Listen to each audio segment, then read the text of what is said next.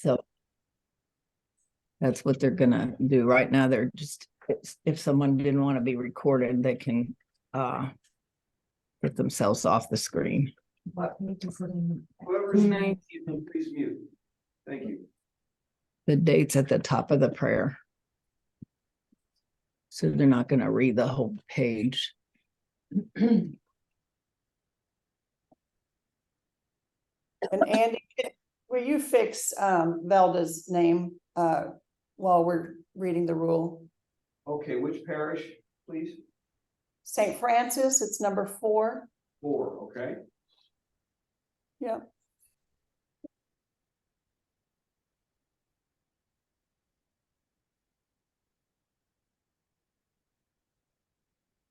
And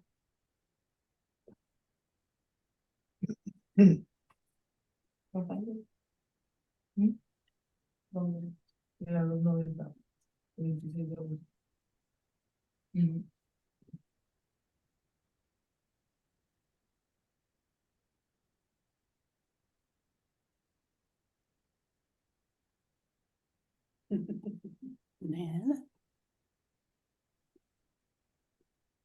Okay, has everybody found the reading for today? It is August the 26th. Today's the date.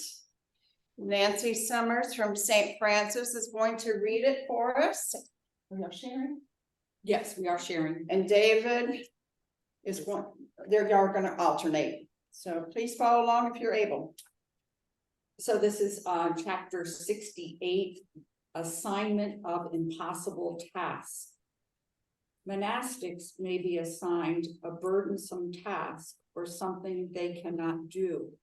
If so, they should with complete gentleness and obedience accept the order given them. Should they see, however, that the weight of the burden is altogether too much for their strength, then they should choose the appropriate moment and explain patiently to the prioress or abbot the reasons why they cannot perform the task. This they ought to do without pride, obstinacy, or refusal. If after the explanation the abbot or prioress is still determined to hold their original order, then the junior must recognize that this is best. Trusting in God's help, they must in love obey. An old Jewish proverb teaches, when you have no choice, don't be afraid. A modern saying argues, there's no way out but through. The straight and simple truth is that there are some things in life that must be done, even when we don't want to do them, even when we believe we can't do them. Is the rule cruel on this point? Not if there is any truth in experience at all. The reality is that we are often incapable of assessing our own limits, our real talents, our true strength, our necessary ordeals. If parents and teachers and employers and counselors and prioresses somewhere hadn't insisted, we would never have gone to college or stayed at the party or tried the work or met the person or begun the project that eventually changed our lives and made us more than we ever knew ourselves to be. Benedict understood clearly that the function of leadership is to call us beyond ourselves, to stretch us to our limits, to turn the clay into breathless beauty. But first, of course, we have to allow it to happen.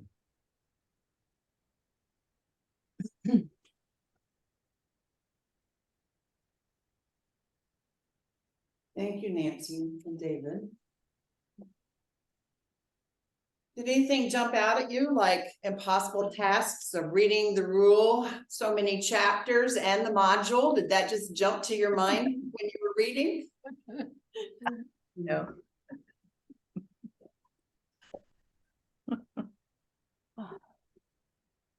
I really like the last sentence. But first, of course, we have to allow it to happen. That, in my case, sometimes it's hard to do. have to work through it, so to speak. I kind of keyed in on, this is Andy, I kind of keyed in on the thing about, leadership calling us to our greater selves. It's occurred to me in my life that the difference between management and leadership is inspiration.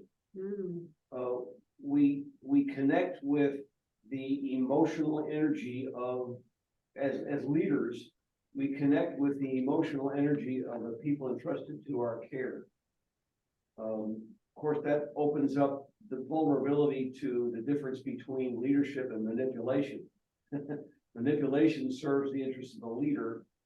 Leadership serves the interest of the led and the organization, in my view. Say that again, please. All of it. Just the last part. Manipulation serves the interests of the leader. Leadership serves the interest of the organization and its members. Thank you. That's the essence of servant leadership, in my view, is the boss is probably the least, from a spiritual perspective, the boss is the least important person in the organization. Hopefully the boss is listening to why the person doesn't want to do or can't do. And may have an empathetic heart. That's the round peg square hole problem. I disagree completely with the boss is the least important person. I mean, I think we know from scripture, the leaders are anointed by God, and that if they don't lead, the whole organization suffers. So it is absolutely critical. No one is more or less important than the other, but definitely leadership is a calling and is a gift, and good leaders, very important to have. I don't disagree with that. I said from a spiritual perspective, it's a question of humility. I agree. Leadership is a role, just like being the janitor is a role. It doesn't impute value to the human being. So I'm just speaking from the Benedictine spiritual perspective of humility versus leadership is not a reason to be arrogant.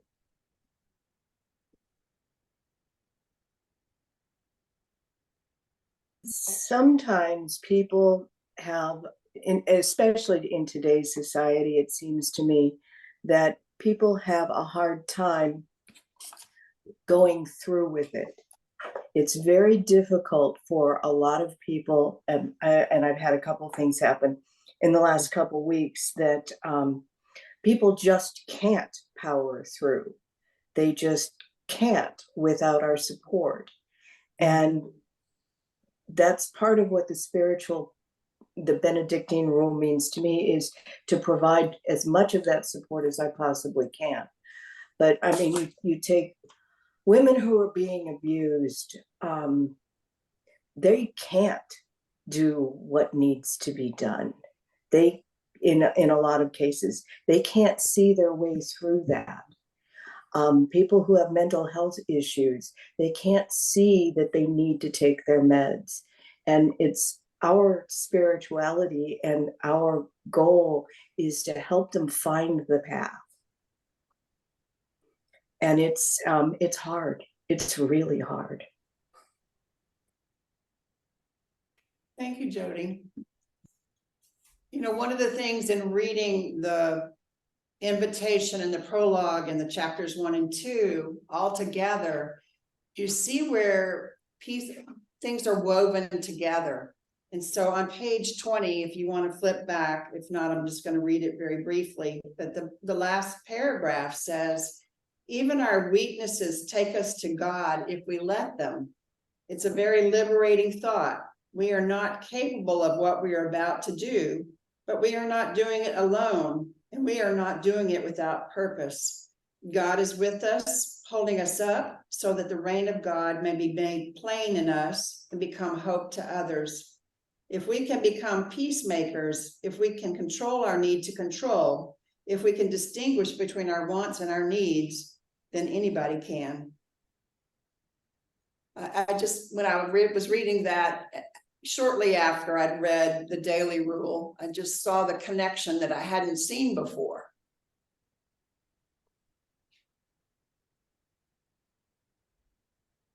I'll just add, this is Lee, I'll just add that I think even our weaknesses could be especially our weaknesses. I agree with that. Amen.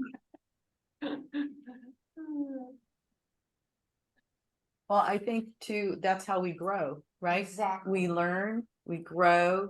If someone else says they see it in us or give us an opportunity, or God is putting it in front of us, we can't say it's turning away and walking away from it is harder than going through it with that call. And that's how we all grow. We ask children to do it. We ask everybody to do it. So we must be willing to do it too. I also think it's getting harder to do it because Well, there's so challenge. many distractions and there's so many immediate gratifications in our culture. And so it's so easy to not feel pain. And to feel pain is work. I mean, to acknowledge it, to be with it is work. And I'm wondering if that's maybe why we have so few leaders, real leaders now that make hard choices. You know, that's a question for the for Pam, Andy, and Pat group. I can't remember which group you were in. Can I jump in here? This is Michael from Woodville. I want to give you the bottom line, not only for what we're discussing, but for this whole course. I think the essence of Benedictine spirituality is searching for God in and through community. And to the extent that we forget the community piece or the God piece, we flail about.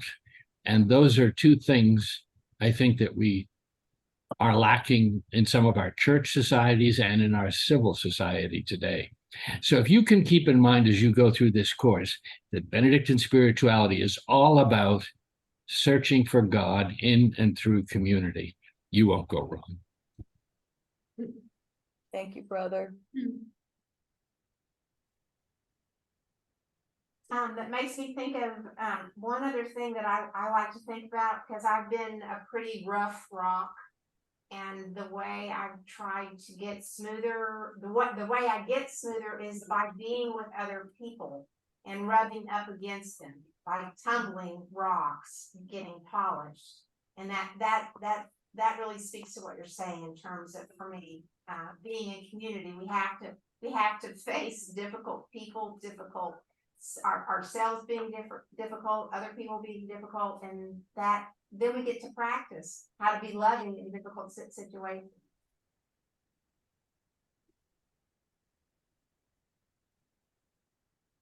In the video that we watched last week, that Helen Appleberg, I think it was her name, something to me that really struck home. She said, drop your anchor. And that's what I think we need to do, is drop our anchor into the community and allow God to lead us in that area.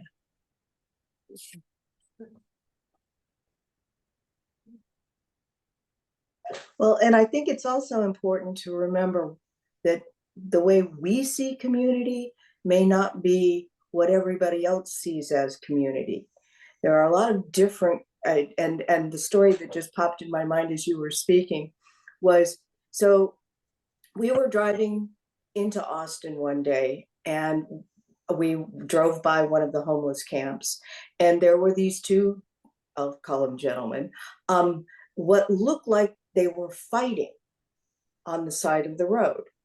And so, you know, we're watching. Well, it turns out that one of them was teaching the other to defend himself. Mm-hmm. So in this homeless community, these people are learning how to survive together and to survive on the streets. And yes, I know all about the homeless problem and all about that. But the idea that they could come together and find a common goal and a common purpose was actually kind of beautiful. And so it opened my mind to how many different types of community there are and how we can't make judgments about those communities. We just need to embrace them and maybe become a part of them.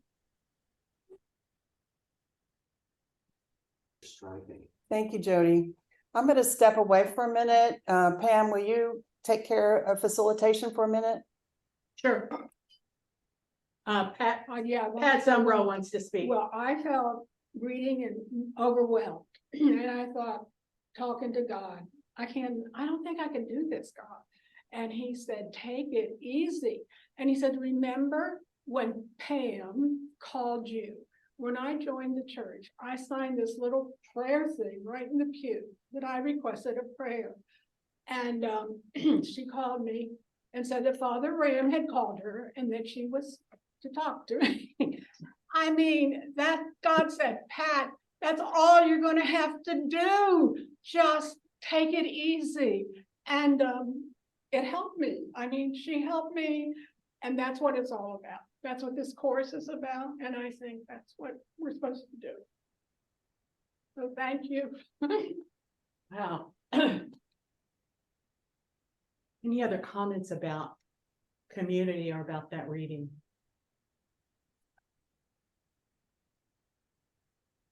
I think during the pandemic, the loss of community is one of the most devastating things that happened to any group, any community.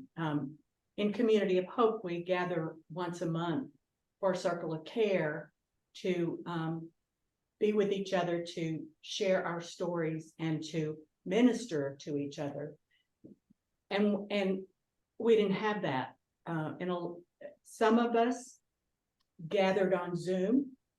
A lot of centers, Community of Hope groups disbanded because they lost their community and they weren't willing to do it on Zoom. So we've seen firsthand how important community is.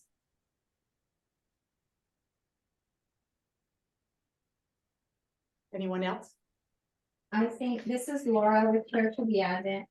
I think what you just said kind of hit me on the head too, because I had been away from community for several years. And then now with the changes in our lives, in my life especially, I've had to readjust and get back in community. So I'm really glad that this took place. This is the first time I've done this. And I was telling Father that I was thinking about it, but not this close in time. And then Anne just called my husband and I thought, wow, this is what I wanted to do. And I'm just doing it a little earlier, but I'm glad I did. But thank you, everyone. I just wanted to share that with you. Thank you. Thank you. And this is Anna from St. Mark's, and ditto. It is so hard for me. I was raised in a kind of isolated way, so it's really easy for me to go back inside myself and hide, survive. So, well, in many ways, it was a survival skill, but so this is a real act of courage for me.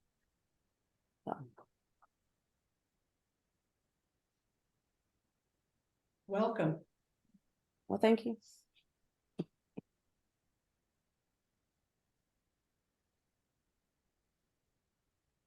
This is Father Hector, who was just alluded to at Church of the Advent.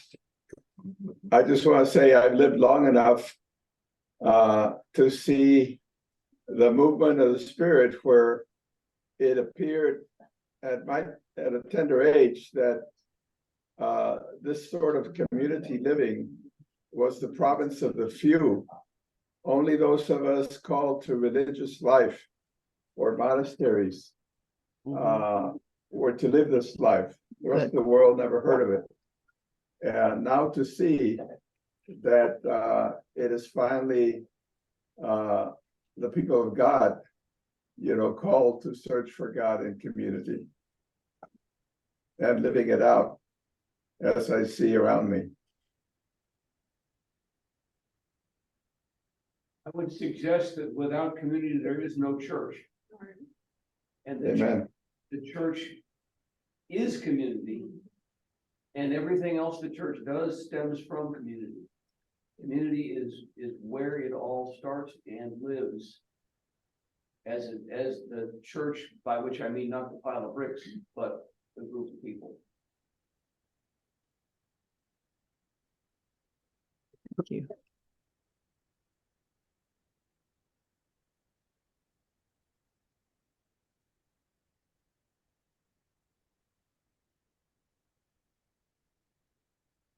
Other comments?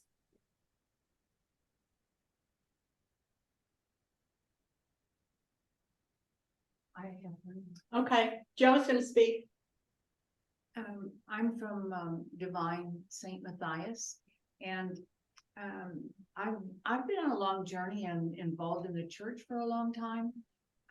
Many ministries, working in nursing homes and hospitals. That was very easy for me to do because I was there for the people. But this I'm finding very difficult already because it's not working for the people right now. It's examining me. And this is really frightening. I thought I was a humble person. I really did. And boy, I'm finding out that that was just a word that was on a piece of paper to me. So I just, and I'm really challenged right now with all the things that are going on, that somebody doesn't want me to be here. And I think that's the evil one. But anyway, that's this is difficult for me. I thought I was an okay person. I'm finding out that I'm not. And it's that humility, that humbleness. I've had to experience that this weekend, and I failed the test. So that being said, thank you. So we'll pray for each other. Yes. Well, here I am again, Rosaura, on the Church of the Advent. And what you said just reminded me on the beginning of the 2000s until the 2008. I was working as a manager in a Texas medical equipment. So I visit a lot of hospitals every day and the nursing homes.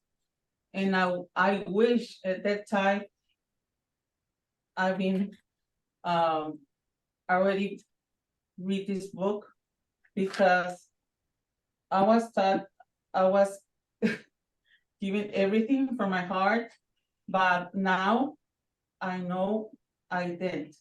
I do my best, but I wish at that time I already start reading this and learning this, because we have a lot of patients and a lot of old people that need our help and love and everything, you know.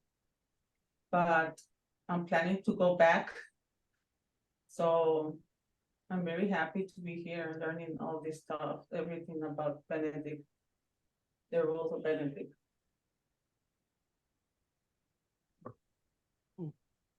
I was gonna add to that, and since I'm moving the camera so wonderfully, I'll decide know where the camera is. When I first started reading Benedict, it was even before we did the community pope. We've had a Benedictine group that meets on Monday nights and has met for probably 8 years longer.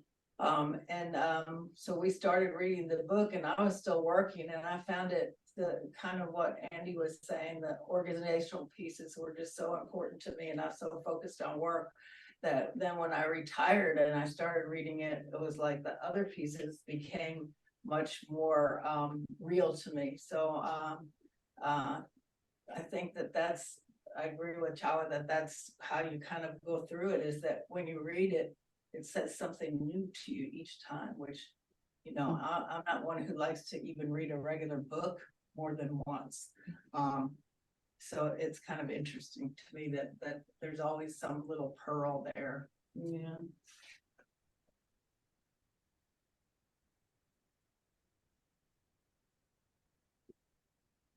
Thank you for sharing. Sorry we had to step away. They're strapping our parking lot, and we were told we parked in safe spots, but then now we're told we needed to move them, so unless we wanted stripes on our cars, we had to move our stuff, so I think we're safe for now. We'll see.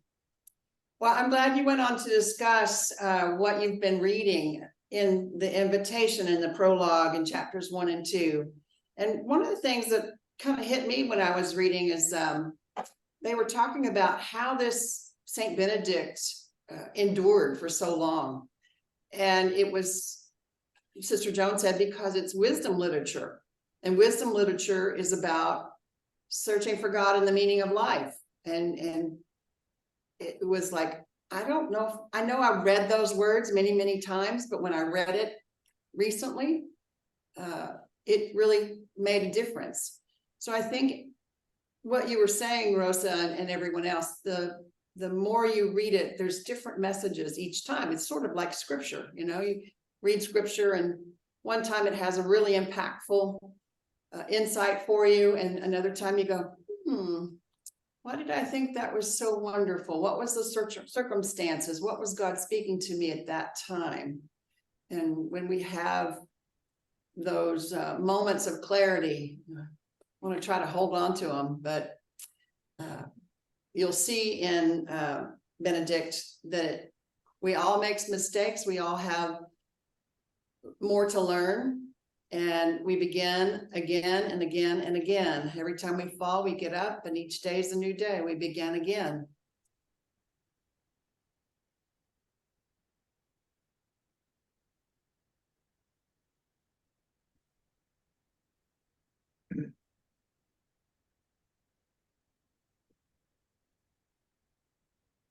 So in your readings of the prologue, was anybody impressed with the word listening and running, the words? I think that is a very good indicator of what we are about. Listening and being active and seeking God and serving others.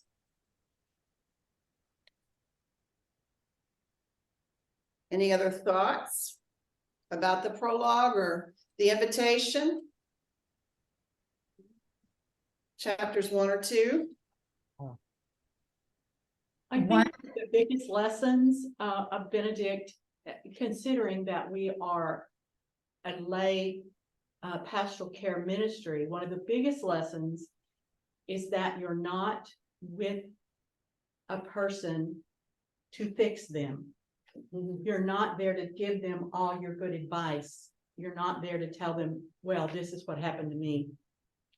And I think that's a hard lesson to learn, because that's probably what we've spent a lot of our lives doing, trying to fix people and trying to spread our good words. So listening is the absolute opposite of that. And it honestly takes a while. It took a while for me, because I've always been one of those people that wanted to insert my wisdom. So I think the way Benedict starts out with listening carefully, listen careful, my child, to my instructions, and attend to them with the ear of your heart. That is hugely important and hugely difficult. This is Lynn from Advent. I'm a trained therapist, and I had to unlearn a lot of what I use in my business or used in my profession before I retired. So it was a learning experience for me as well. Not that I gave advice particularly, but I certainly facilitated people finding their own answers instead of just listening. So it was a new experience for me, and one that I have to constantly remind myself of when I go on visits.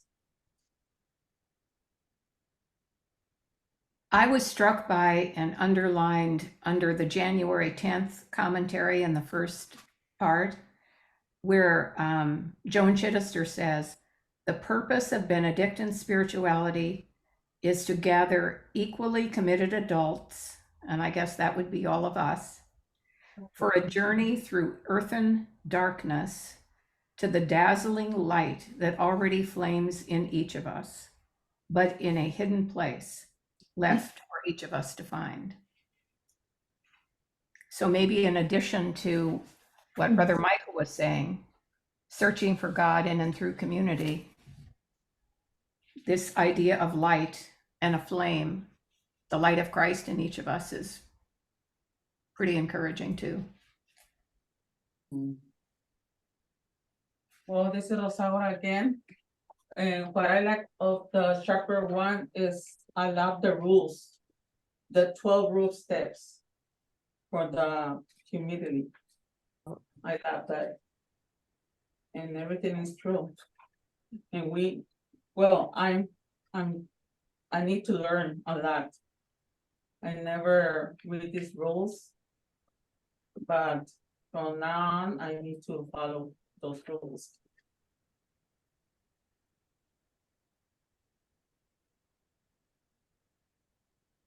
It's a journey, Rosa. It's hard to follow it, but we need to start doing that. Yeah, it's hard to follow it in your everyday life. Because you're just so busy, so consumed with life around you that you don't look where you need to look. And I understand totally what you're saying. Because sometimes we think we right and we just follow God but we're wrong.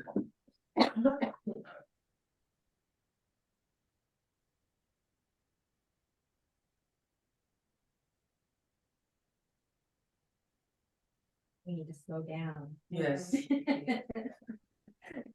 On page 21, I'm in the prologue. The rule at the bottom states, we shall through patience share in the sufferings of Christ. And I just wanted to ask about that because I was raised Roman Catholic, so that I became an Episcopalian in 2002. And I learned that, we don't have to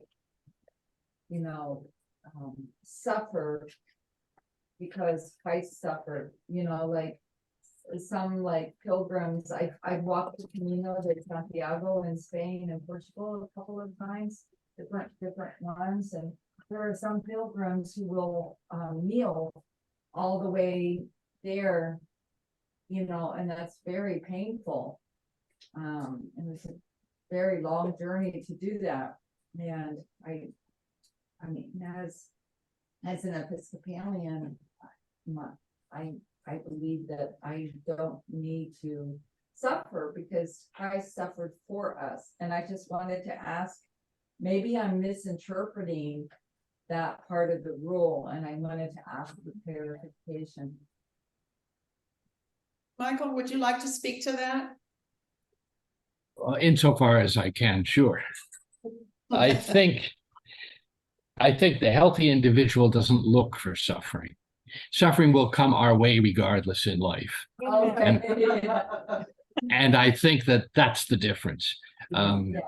When it comes your way, you accept it with humility and graciousness and work through it. And some people need to do the Camino on their knees because they need to focus. And that doesn't mean you have to do it that way. Does that make sense to you? Yes, thank you.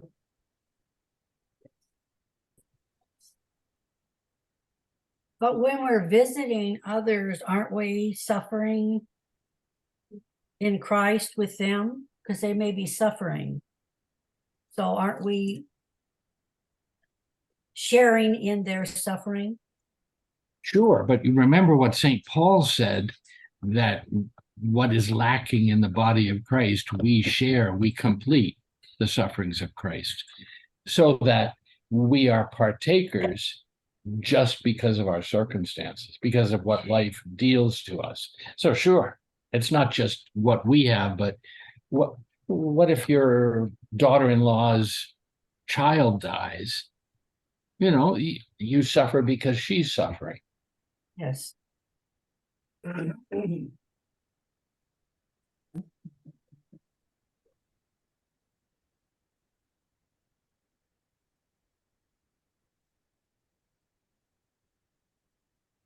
This is Anna at St. Mark's. And I kind of think that a lot of the things that Benedict has said have been developed over 1500 years into something that he might not recognize today. And especially, you know, some of his penitential things. You know, were hard for me to get around. And, you know, I've spent so many years weeping for my sins that, you know, what was right for me at one point in my development is not right for me today, if that makes any sense. Thank you. And I think we have to remember that Saint Benedict wasn't writing for us. He was writing for his community in its day and time. And some of the things he said don't have direct application to us. When was the last time you needed to have someone tell you not to wear your knife to bed? Every night. Yeah. Some of those are very culturally conditioned. And so I think we take from it, as Joan says in her commentary so well, the wisdom distilled over the ages of the principle about what applied to them still applies to us, even if the incidentals don't. I like that distinction.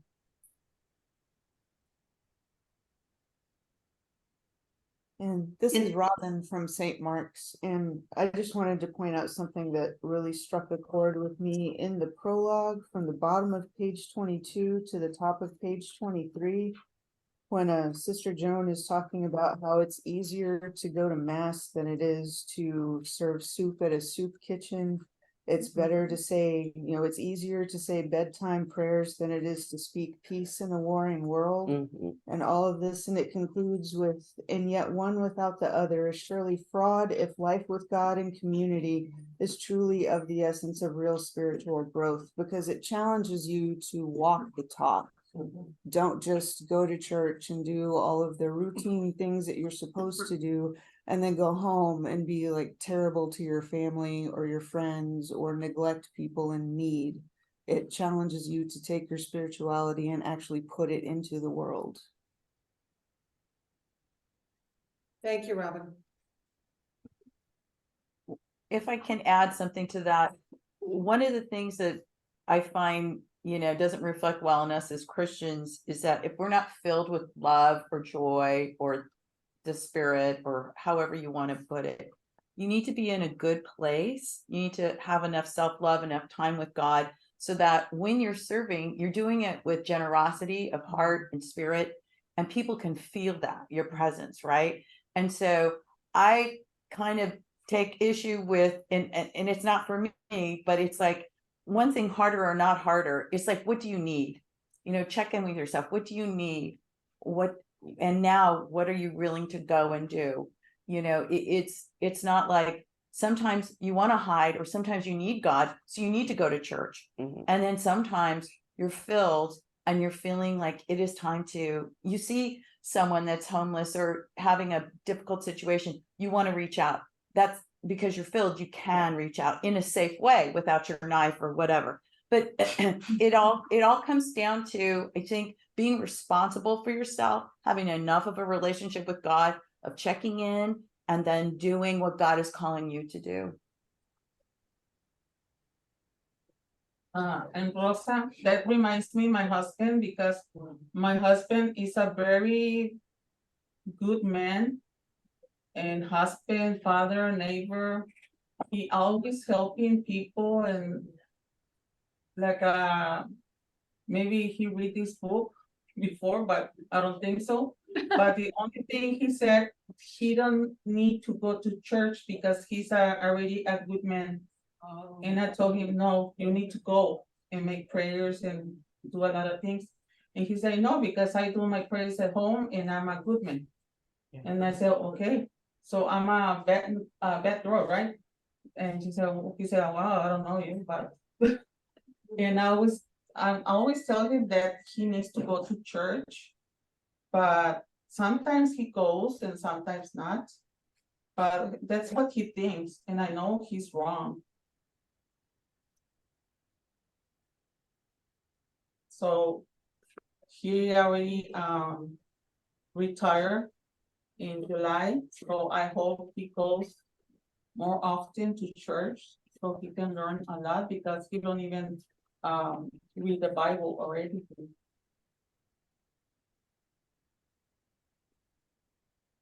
I think that statement that Michael made earlier about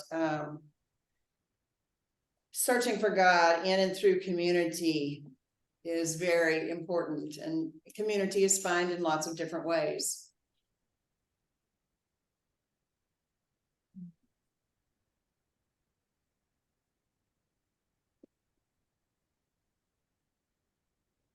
Teresa, I think you're very much on point about self-care, and if you've looked through the training notebook, there is a module completely about self-care and getting to know what we need to be ready to go out the door and serve. And I think we're going to talk a little bit about that in the module for today, right? Pat has a comment. I have one thing, the page 23, the message of the prologue are clear. Life is very short. And I just lost my college roommate, childhood friend, and we were in a Christian college, and I mean, we were close. The whole point being, life is short. Life is short. Just do what you can do for the Lord, and don't worry about it, you know. And I said, okay, God, I'll just try. I'm not gonna think I have to do this, that, and the other. It's just the end of it says, all we have to do is learn to listen to the voice of God and live well and love God and love others. And so I've got a lot of people in heaven right now. Me too. My husband, and you know, just a lot. And so I asked them up there, just keep pulling for me. Don't let me give up, you know.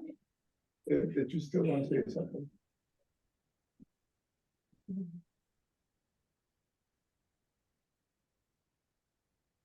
El último comentario que hiciste era sobre tu hijo.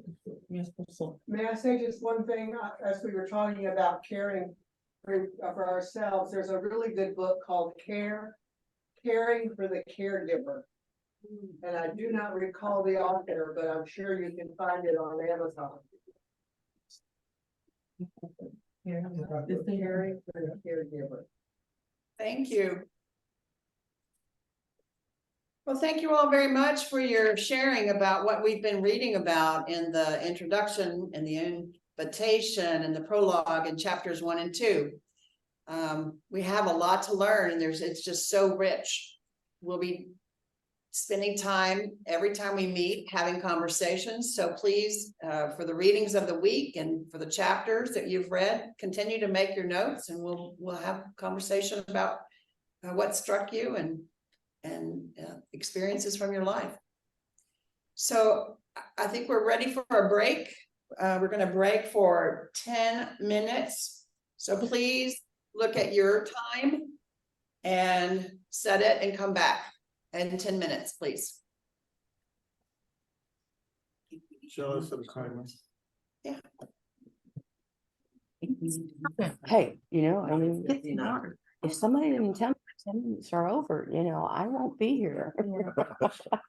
Time is a very abstract thing. Yeah, that's for me too. I'd love to talk to it until tell me it's yes. My daughter is one of those people that she knows, you know, she'll 10 minutes, she knows, and she's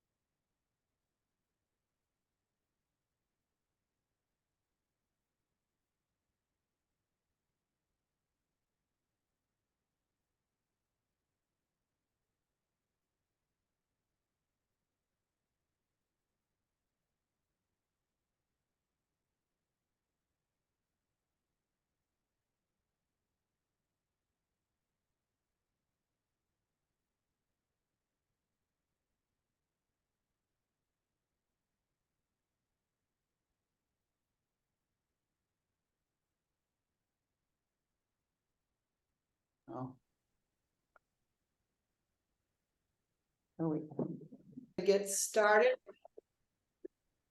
Welcome back. There's a couple missing, but they'll join us in just a second, I hope.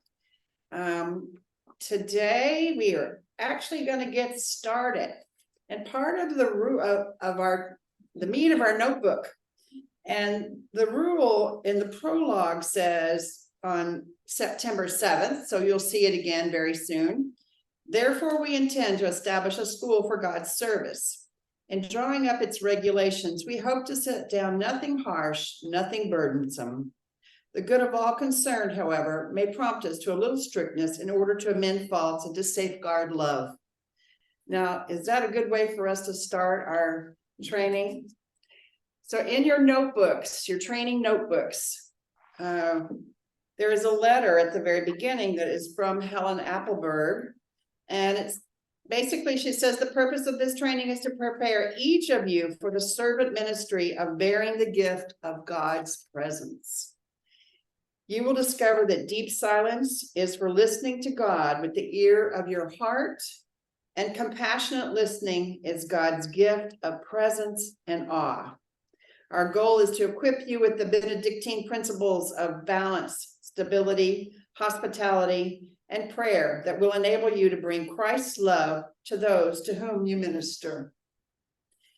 So today, in Module 1, we're going to speak more about Benedictine spirituality.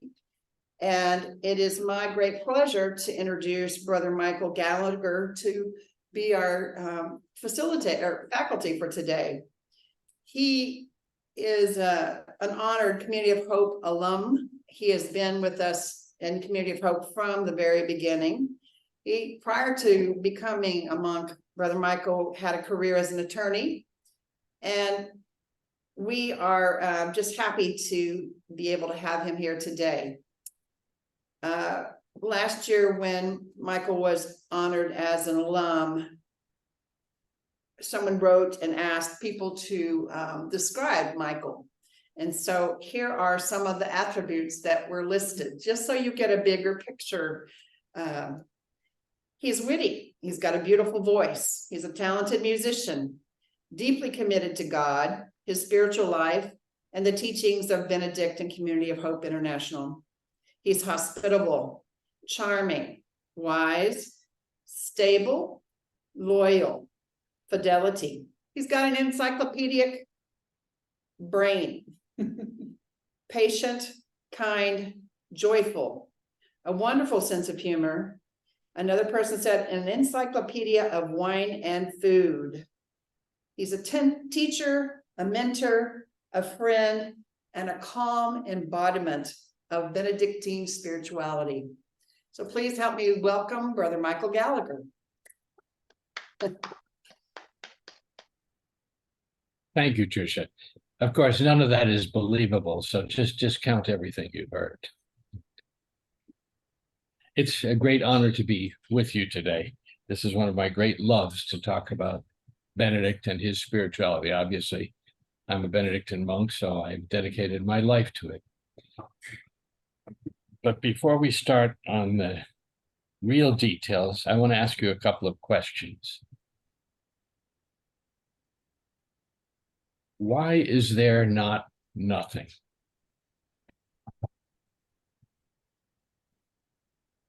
Why are we not nothing? Why am I here? What is my purpose? Why did God become human? What's the good news? We talk about that endlessly in our churches, but what's the good news in non-churchy language? How would you explain that to people who weren't on the inside?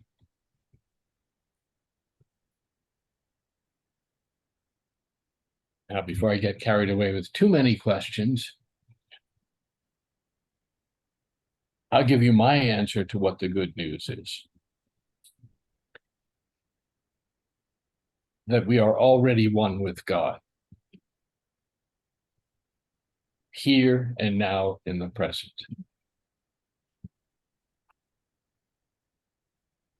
What was Jesus' message? Especially look in John chapter 17, that they may be one as we are one, Father.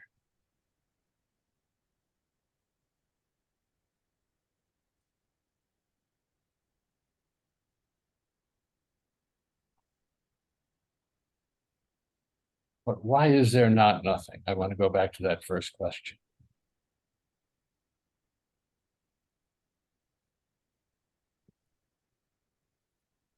What is the definition of God?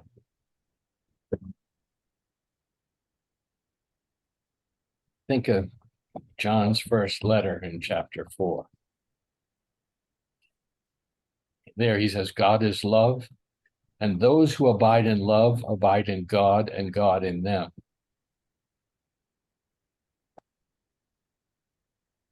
Without Jesus becoming one of us, how would we know what the face of God looked like?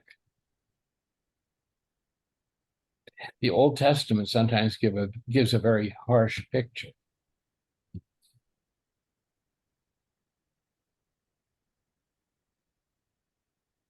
But Jesus says, God is love, and those who abide in love abide in God, and God in them.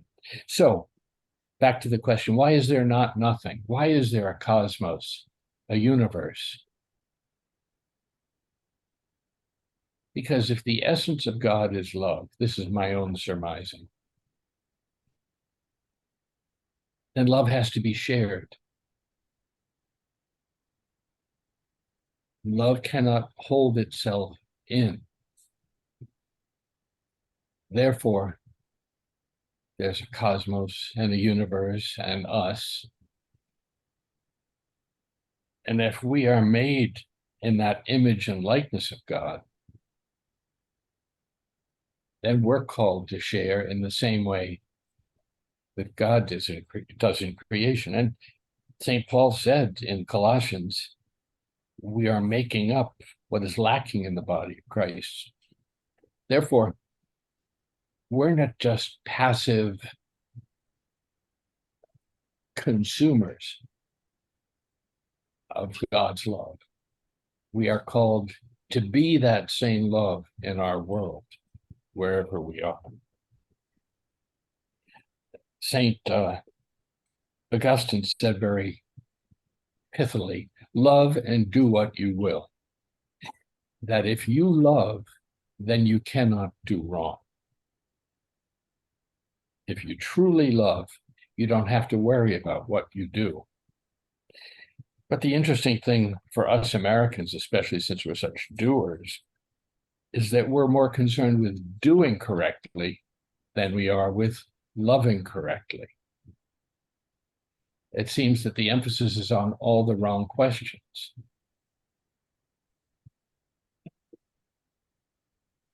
As I talk, please, this is not supposed to be just a harangue at you. If you have observations or questions or want to jump in, please. I'm more than happy to entertain any questions or comments as we go along. It's kind of hard to ask questions at the end when 45 minutes prior you had the question burning in you. So please don't feel bad if you have to ask a question about this. Joan says in the commentary to the rule, for Benedictines, the spiritual life is not a collection of asceticisms. That goes to what Anna was saying earlier. But she says it's a way of being in the world that is open to God and open to others.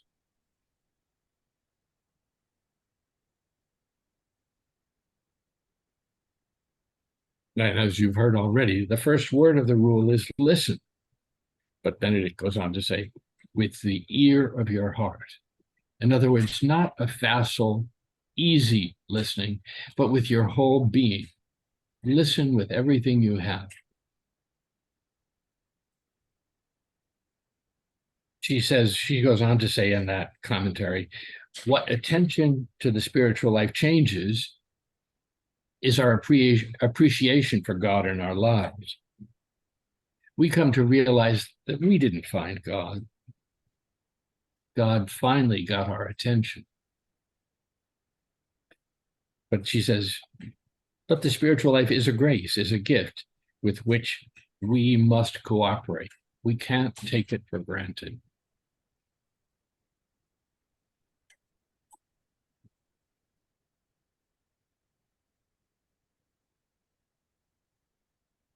Annie Dillard wrote in the 1970s a famous book called Pilgrim at Tinker Creek. It's a lovely extended metaphor about her musings about nature and finding God through looking at nature. And one day she was on her way to work. She was teaching English at a college in Virginia. And she watched a mockingbird fall from the branch of a tree.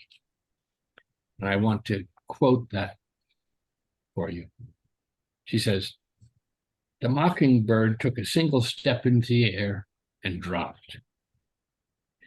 His wings were still folded against his sides, as though he were singing from a limb and not falling, accelerating 32 feet per second through empty air. Just a breath before he would have been dashed to the ground, he unfurled his wings with exact, deliberate care, revealing the broad bars of white, spread his elegant white-banded tail, and so floated onto the grass. I had just rounded a corner when his insouciant step caught my eye. There was no one else in sight. The fact of his free fall was like the old philosophical conundrum about the tree that falls in the forest. The answer must be, I think, that beauty and grace are performed, whether or not we will or sense them." And then her last sentence is the zinger. "The least we can do is try to be there." That mockingbird would have done that whether or not she had been there to see it. Her contention is that beauty and grace, metaphors for God and God's action in our world, happen whether or not we sense them or want them to happen. Our task is to show up, to be present, to be attentive. And then we will be overwhelmed with what's already happening in our world. That's the trick, folks, to be present. And to be present, you have to have a listening heart. And to have a listening heart, you have to have your plate not crammed so full of things to do that you can be present and listen and learn and watch. Pam, are you dying to say something? I can't hear you. Okay, I'm just thinking about screens. I'm thinking about how much time we spend, and somebody mentioned Facebook earlier, how much time we spend looking at a phone, at a laptop, at a tablet, at a TV, and just putting our brains on pause. And I think that makes this so much harder. The current way that we live our lives, I wouldn't have had nearly as much to let go of in the 50s when I was starting school, or the 60s, because there just wasn't that out there. So now the world as it is makes it so much harder to be Benedictine, I think. That's why we have communities, to encourage each other and build each other up and help each other not to forget that. But you're absolutely right. The temptation, it's all there. And it's not going to get any easier, and it's going to be harder for our kids than it was for us. All the more important that we model this intentional, present way of living, because we can preach about it till doomsday. But if our kids don't see it in us, they aren't going to be convinced of anything.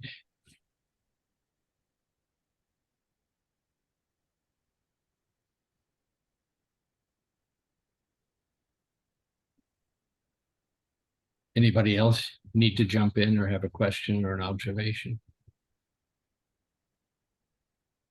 Speak now or forever hold your peace. All right, let me forge on.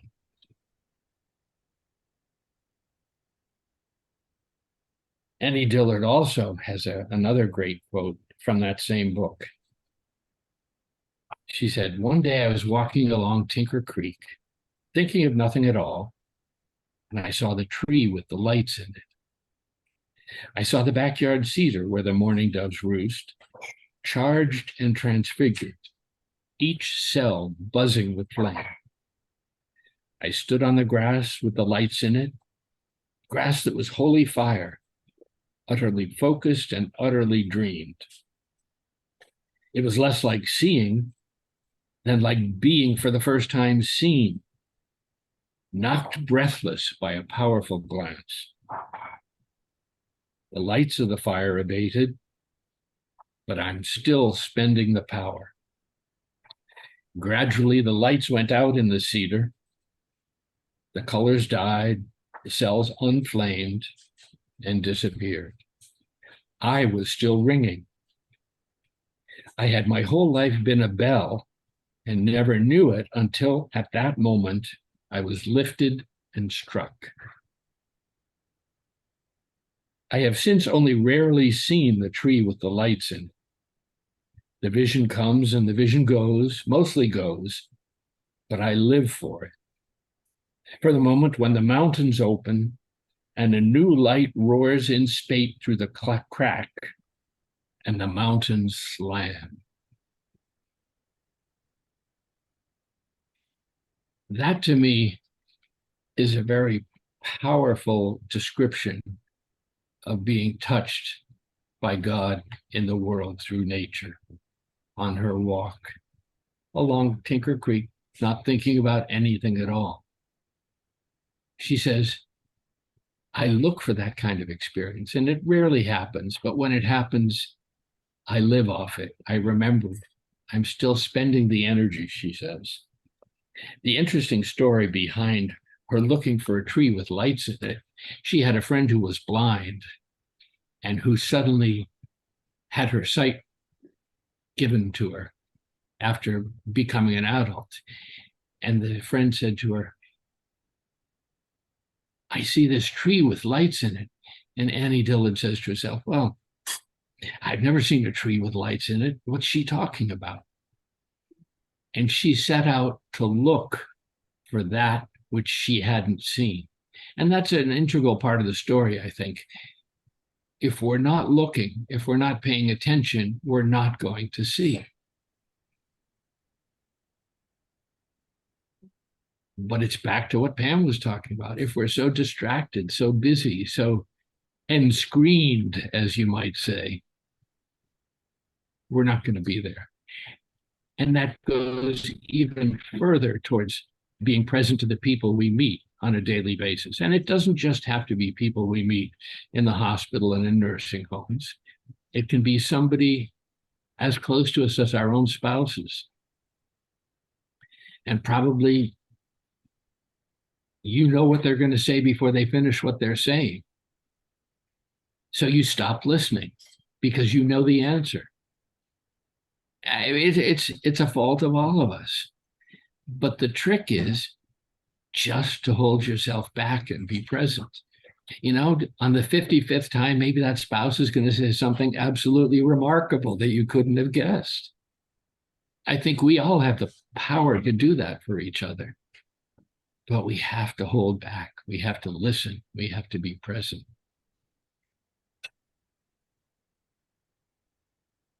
And I think unless we're ready and willing to see God in each other, we're not going to see God in church or anywhere else. I think it's all of a piece. Like you said earlier, it's one thing to pray in church, it's another thing to live the gospel. But both are pieces necessary, because without prayer, private prayer or prayer in church, you won't be ready to stop and listen and see and experience, and then reflect back that love as co-creators with God of our universe. And that's what we're called to be. See, too many of us, I think, view Christianity with a consumer culture mind. It's something to be absorbed.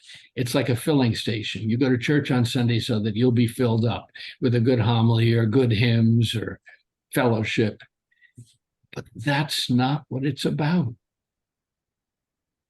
It's about being present. And it's not about consuming God so that you can lead a happy life for the rest of the week and then go back next Sunday. It's about mindfulness. It's about being present. And frankly, it's so simple. We take it for granted, but it's not easy to do. I make no mistake. I'm not saying this is an easy way to live. I'm in a monastery because I am generally a type A personality and could do until the cows came home and be a lawyer and everything else. But I knew that I needed some way of life that called me to accountability, to time for prayer, and to time just to listen. So what Father Peter here likes to say, well, monasteries are the people that are too weak to live normal life. You folks out in the world have a harder time of it. We have a sort of a built-in structure so that we do what we're supposed to do. And even then we screw it up. So go figure. Now back to Benedict's rule. Benedict wrote this little rule, and here's a picture of what the rule looks like without any commentary. It's just a teeny little book written 1,500 years ago. And he wrote it so that there would be order and civility in his monastery. The interesting thing was, we're pretty sure he wrote it at the end of his life.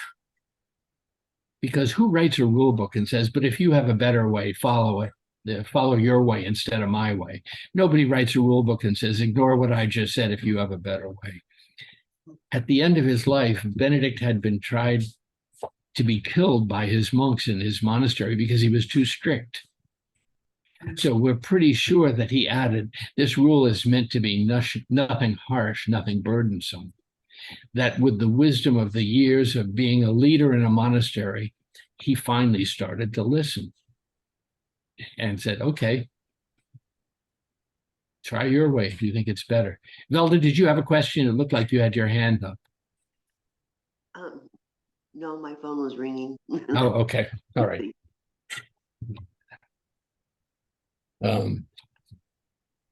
But the purpose of this rule that we're talking about is to set forth a structure of the day so that we become payers of attention, that we become present.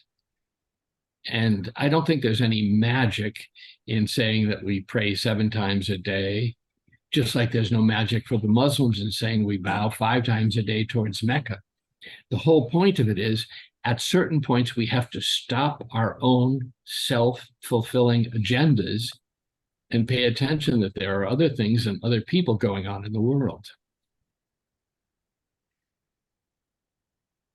Sometimes in talking about this module, I like to talk about the 3 vows that we make as Benedictines, not because they're important. You won't be making these vows, but it's a good outline to hang some of the theory on. We take 3 vows as Benedictines: conversion of heart, obedience, and stability. And you don't need to write them down. They're in your module. You'll have a summary of them. Conversion of heart really means that we pledge to be faithful to the monastic way of life, that we're always open to grow and change. And for Benedictines, as Helen said in that letter that you read at the beginning, it means a life of balance. And for Benedictines, balance has probably 4 components: prayer, work, study, and leisure.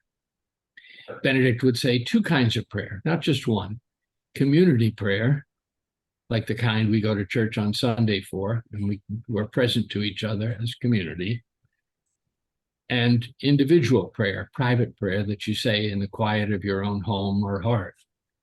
He says both are necessary. Now we have people, as you already heard, that say, I don't need to go to church. I can pray to God without going to church. And that's true. You can and should. But there's no corrective to our own selfish agendas if we only listen to ourselves and have a wash list of things we want with God in prayer. If we go to church on Sunday, we're pulled out of ourselves with other like-minded people. On the other hand, if you say, I go to church on Sunday, I pray with everybody else, I don't need to pray privately, then church becomes a see and be seen event. If you know all the people that like to sit in the front pew and make sure they get seen, and are the ones that sing the hymns louder than everybody else, and if you don't believe me that that can be not enough, stand outside the church door on Sunday and listen to the comments as people come out of church. I'll give you a couple that I've heard. Boy, that homily didn't do it for me today. I don't know what the heck he was talking about. Somebody ought to bring him down to earth. Or, who picks those hymns? I didn't know any of them. And the ones I knew, they were pitched so god awful high, no mere mortal could sing such things. Or, who designed these pews? They're awfully uncomfortable. Was that to keep us on edge the whole time we're there? And so you see, Sunday worship without private prayer and private prayer without Sunday worship was for Benedict not to be in balance. One was to counterbalance the other, to make sure that we kept our way. Prayer, work, study, and leisure. Work.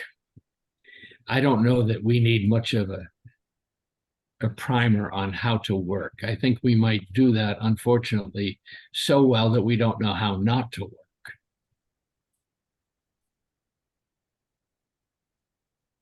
Michael? Yes. This is Trisha. A lot of us are retired now, so that was a challenge for me to think about what is my work. And I have come to the conclusion that my vocation, a lot of it is community of hope. It's being that listening presence now that I'm retired. That's what I'm trying to consider my work, my vocation. Okay. And do you think that even though that's a noble work, we could get too carried away with screens and doing, and, we're human.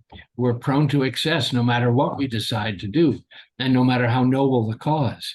Do we know how to turn that off when we need to pay attention to our families, or rest, or have time for ourselves?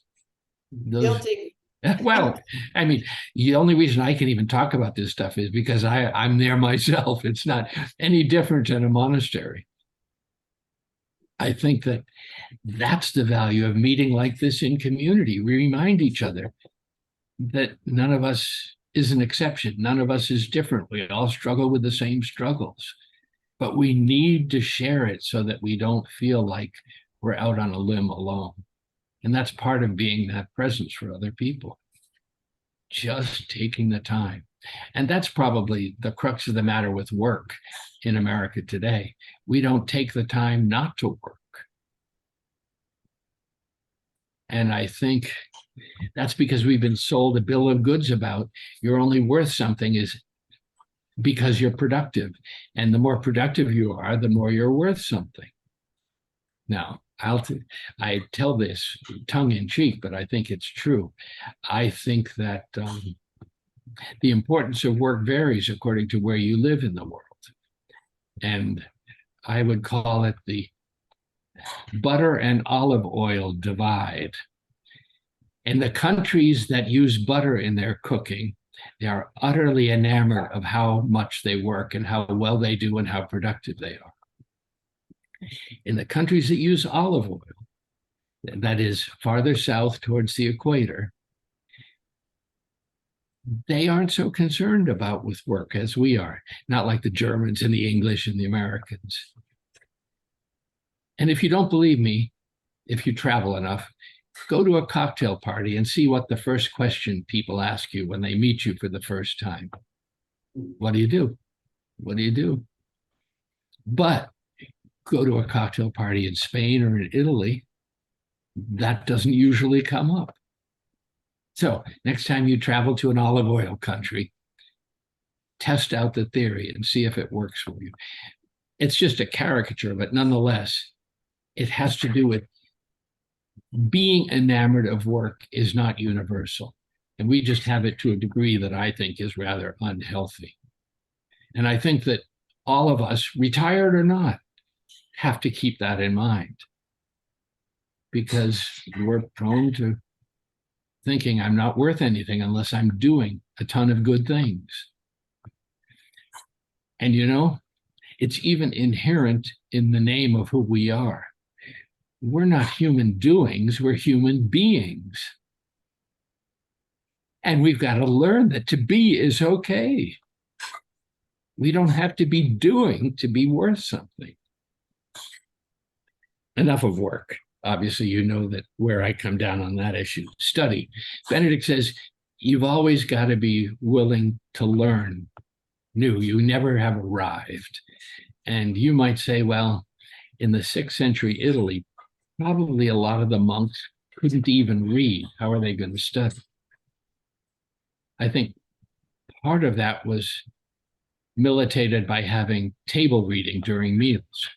They had somebody read an edifying book while you're sitting there at meals. And you know, no good Italian is going to miss a meal, so at least you have a captive audience to read to while everybody's gathered together eating. And so Benedict found ways to make this rule work so that you always had to be learning. You couldn't rest on your laurels and say, I've arrived, I'm there. Now, leisure. Benedict does not talk about leisure in the rule. I think well, there are 2 definitions of leisure. Holy leisure is the time to self-reflect, what we would have called in old church language, the examine at the end of the day. Take stock of how your day went, how you did, what you succeeded on, what you fell short of. That I would call that time to reflect is holy leisure. And Benedict talks about that, but he doesn't talk about what we talk about leisure as just kick your heels back and sit and have a beer on the front porch or whatever. He doesn't talk about that kind of leisure because it was written into the schedule. Holy days and feast days didn't have the same schedule as regular days. So just by dint of the church's calendar, you didn't have the same duties on big feast days that you did on regular days. So it is written into the rule a little bit, that balance of not always being working. All those rules were suspended on the big holy feast days. So in trying to stay in balance, prayer, work, study, and leisure are the 4 main categories, really, that Benedict says would be necessary to have a life in balance. But there is a 5th thing called hospitality. Benedict said, you're to greet the stranger as the face of Christ. You're always, he says, monasteries always have guests. They always have people coming. So you've got to be open to the stranger in your midst. In one place in the rule, you'll see, he says, there's nothing more important that you monks do than the Opus Dei. Opus Dei is Latin for the work of God, which is code language for pray together in community. He said, there's nothing more important that you guys do than pray together in community. So what you would be all familiar with, choral morning and evening prayer and celebration of the Eucharist, all those things. He said, that defines who you are as a monk. He said, but if somebody knocks on your door while you're all gathered in prayer, one of you at least is to stop your prayer, answer the door, and greet the stranger as the face of Christ in your midst. He just got done saying there's nothing more important that you guys do than pray. He says, but if a stranger interrupts your prayer, that could be the face of Christ in your midst. That's more important. That's a good lesson for me, and I think for all of us, that our own agendas are not the be all and end all of our existence. And that takes a great deal of humility and detachment to put that aside in the moment, especially if somebody who comes and says, "Can I have a word with you?" is somebody you don't particularly like, or somebody that you know is going to try to run on for an hour and a half and bend your ear. Being present to someone does not mean being the doormat. It means being present with appropriate boundaries. And later on in this course, you'll learn about boundaries. But I think too many of us think that if I'm going to be present to other people, then I can't put any limits on that presence. And that's far from the truth. I think that if we don't, we will be the doormat, and there are an awful lot of people that need an attentive ear and are so needy that they'll need that attentive ear 24/7. And that's not what who you are called to be in this world. So I think we have to pay attention, not only to be present, but when to call limits on that presence. Am I making sense to you folks so far? Okay, I just want to make sure I'm not speaking Greek to a French audience. May I interject a comment, I guess is more. Sure, sure. I want to go back to the point about screens. Yes. I'll point out, we're looking at screens now. Yeah. I will assert, as Mr. Spock did in the Star Trek episode, screens merely exist. They're not good or bad. It's what we use them for and how we relate to them that makes the difference. We can use them for recreation. We can become addicted to them. We can use them to learn. We can use them to build community. So I think, screens can be a terrible trap, but they become a terrible trap when we use them for recreation and allow the very cleverly designed software algorithms to suck us into spending hours at a time on them. If we I couldn't agree more. I think it goes back to the old definition that vice is the excess of virtue. That anything used, yeah, please. Oh, it's a comment. I was thinking about the hospitality. My husband and I walked the Camino de Santiago in April and May from Portugal to Spain, and we stayed at a monastery, Armentera, and it was an incredible experience. We stayed there for 2 days, and we were received with so much love. It was just so beautiful. And they gave us the key to the chapel, and we could come and participate in the prayers.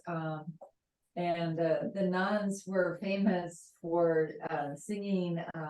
They're called the singing nuns, and the music was just it's kind of like chanting the way they did it, and it was just beautiful. And their hospitality was just amazing, not just by giving us the key and letting us participate in their life as a community, but also the food. It was amazing, and they were very accommodating regarding our diets and so forth. And it was just extremely humbling and beautiful, and it's an experience that I'll never forget. And I have a recording of them singing. It's an audio recording, and I play it ever so often, and it takes me back to that beautiful experience. It was right after climbing a huge mountain, so what a reward. Well, the background you see in my picture is the view from our front porch. So that's what we look at every day. So it's not mountains, but it's good enough for me. Nice story. Thank you. Thank you for sharing that. Michael, Yes. we're just talking about being interrupted at prayers to meet the visitor. And we just read on August the 24th about the porter of the monastery. And I just wanted to kind of just bring that up. That was something we read about, and how important that position is. And our conference in October, the theme of it is the porter of the monastery, answering the door to the world. Such an important way for us. Why is that important for us to have someone assigned to? I think for a couple of reasons. One, the community puts that person forward as the public face of who they are, and they want to make sure that that's an appropriate face to present to the public. Two, I think it also has to be a person that won't be distracted by the ways of the world and have less to do with prayer times than the other monks, because they have an important job at the front door to answer the door all the time. So again, it gets back to that balance stuff. You can't be distracted by your job, and that, of course, is the work of that particular person for a time specific. You have to have your feet on the ground. You have to be balanced. You have to present the face of the community, the public, but you have to not lose your own place in both the community and the public while you're doing all that. And that takes a good head and a good soul to do that. Thanks. Back to our vows. We covered conversion of heart, which was balance and hospitality. The second vow we take is obedience. Saint Benedict says, yes, there is order in our communities. There's a head of the community who is the abbot, and the abbot is responsible for making decisions in the community. And the rest of you are to obey the abbot as the person of God. This goes back to leadership in the community. But he says something very interesting, which is not typical of 6th century Italy. He says, but when the abbot is to make an important decision for the community, he is supposed to go around and ask every member of the community how they feel about the issue that he has to make a decision about. He's to poll everybody. How do they think? And then Benedict has, this is the kicker for me. He says, he is supposed to pay a special attention to the youngest person and what they have to say. And by youngest, he doesn't mean youngest in age. He means the newest person in the community. And for me, I would translate that into 21st century lingo by saying, because the newest person isn't yet inculcated into the codependency of the group that's been together too long. They'll have a fresh take on things from the outside. They won't be inclined to say, as some old dowager in your community might say, oh, we can't change that. My grandmother gave that to this church. And I'm sure, oh, we can't do that. We've never done things that way. Benedict definitely said, pay attention to the newest person. They might have a fresh take. And that is something not only the rest of the community needs to hear, but especially the abbot, when the abbot is to make decisions. So all of a sudden, he turned this paternalistic society of 6th century Italy into one which was much more egalitarian, where we listen to each other in love so that we move forward in community together of one heart and mind. That was radical stuff for his time. The pater familias was the be all and end all of everything in that era. And so he turned it on its head by saying, wait a minute, each one of us is the face of Christ for the other. How can you not pay attention?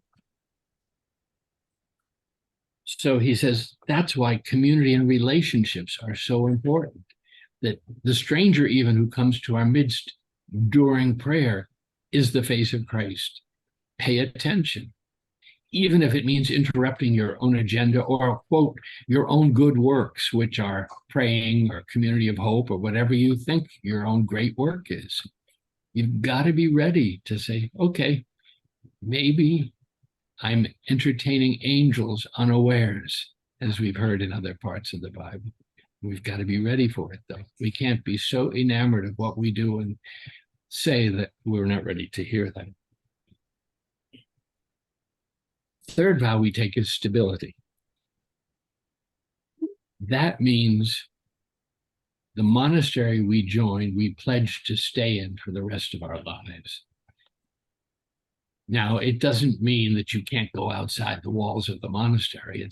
But it does mean you've had a period of formation where you're deciding, is this kind of life for me? You become a postulant and a novice, and you take temporary vows, and you're discerning, is this the way for me to find God in my life through this community? And he says, once you've gone through that period and you say, this is the place for me, then that's where you stay. He had this specific idea in mind because at his time, there were monks that were constantly moving from monastery to monastery, looking for better meals and softer beds and better companions, so they never had to commit. And his idea was, well, wait a minute, sooner or later, you've got to commit. And that's something we all have trouble with in modern day America too. Where is the idea of commitment in monastery life, in marriage, in job, in community? How many people do you see storm out of your church and say, I'm not going to put up with that. I don't believe in that at all. And they go to another church. And you can be switching churches for the rest of your life because frankly, no one church is going to do it for you. It's just human nature. But if you persevere, see, this is the idea of stability. It means we're in the place God wants us to be. And so we work it out with the people we're with. We don't cut and run. If God wants me to be here, then maybe there's something I need to learn from these people, no matter how much I disagree with the present proposition on the table. How many of us, though, hear the things like,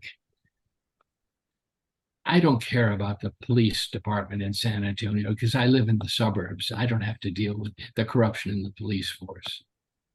Or, I don't care if the school system's gone to pot because my kids are all grown up and I don't have to deal with a bad school system anymore. Or I don't care if the air pollution in Houston is terrible because I'm 1 year from retirement and I have a mountaintop home in Colorado that I'm going to get away to. That's the opposite of the idea of what stability is supposed to engender in us as Benedictines. It means where we are, we're supposed to treat as if that's where God wants us to be. So now get on with it and take it seriously. I have a little story about going to Germany and visiting with my cousins in the Rhine Valley.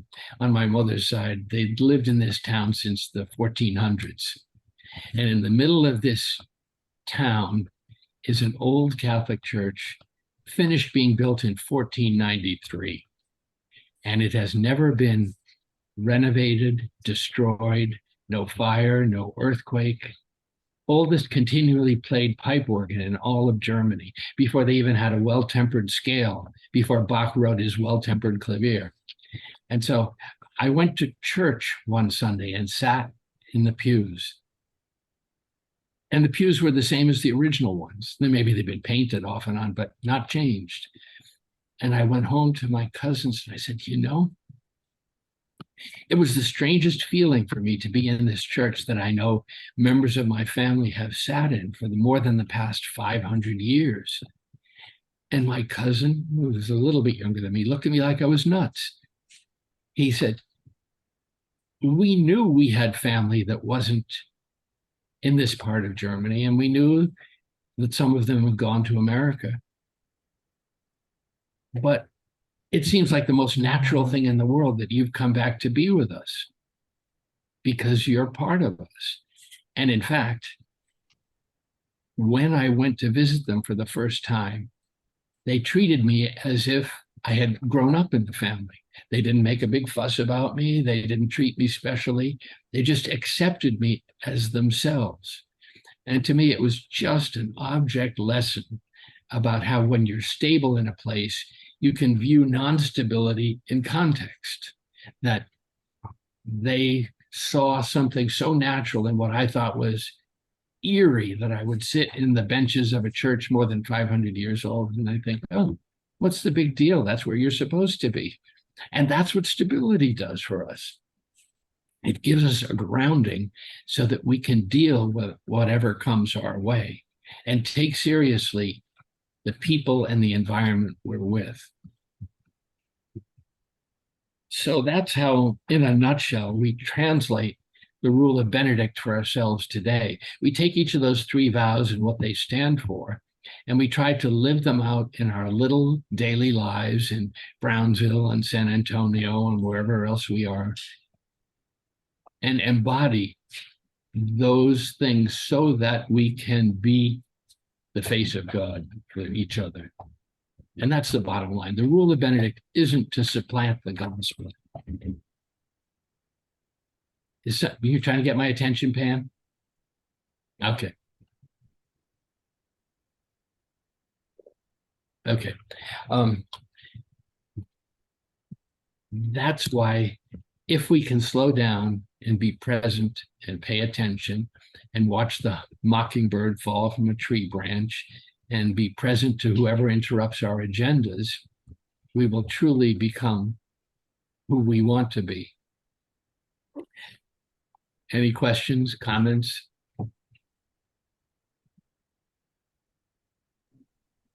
I have a question. Very disturbed in today's world about the division among people, we don't see Christ in the other. We see in the other somebody we don't want in our school, in our neighborhood, in our, church, which I think as Benedictines makes life much more difficult. I mean, you have to be very aware of that whole idea of seeing Christ in everyone, even though that's not what's happening around you in the world, more so than in my whole lifetime. Yeah, I think you're probably right, except that that's not your concern. Your concern is yourself. Right. And making sure that you can stop and listen, even if the other person isn't listening. Now, it doesn't mean you have to persist until they run over you with their car. That's not what it's about. But it does mean that two things are lacking in that picture you paint. Nobody's listening and nobody's truly humble. Right. True. That's true. Yeah. And if we can model especially those two things in our lives with appropriate boundaries, then that's all God asks of us. We don't have to cure their lack of it or anything else. We just have to hope that the little pebble we drop in the pond is going to ripple out and have its effect. And that's the job of the Holy Spirit, not us. That's a perfect analogy. It sure is. Anybody else? Comments, objections?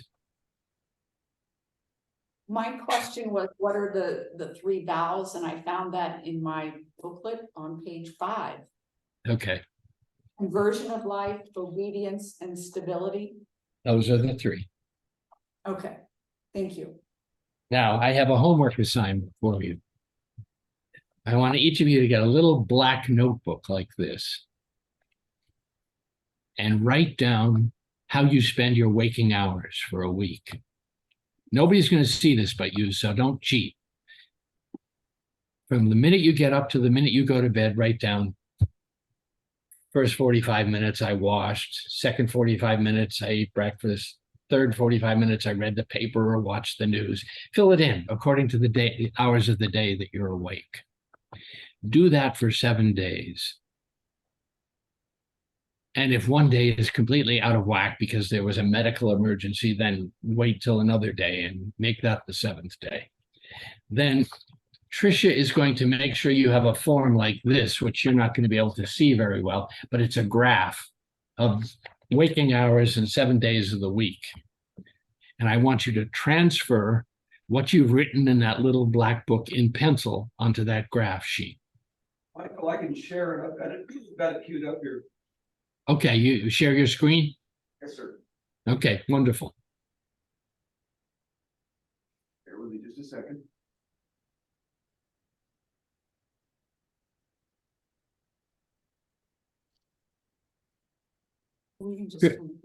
Tricia, are you going to mail them a physical copy or just an electronic copy? I'm gonna mail an electronic copy on Monday. Okay. I'm And sorry, answer the email. I'm gonna email it. Okay. And I would suggest once you folks get it, if you have access to a large format printer, you print it out and it says on the form on 11 by 17 paper so that the grid is big enough for you to transfer what you've written in the little black book onto the grid. Now you'll see it starts at 4 a.m. and ends at 2 a.m. That doesn't mean to suggest that you've got to get up at 4 and stay up until 2 a.m. It's just whatever hours you're awake, fill in on that grid and do it in pencil.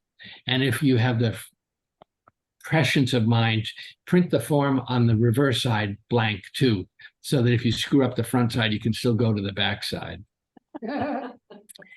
Transfer what you've written in the black book onto the grid in pencil.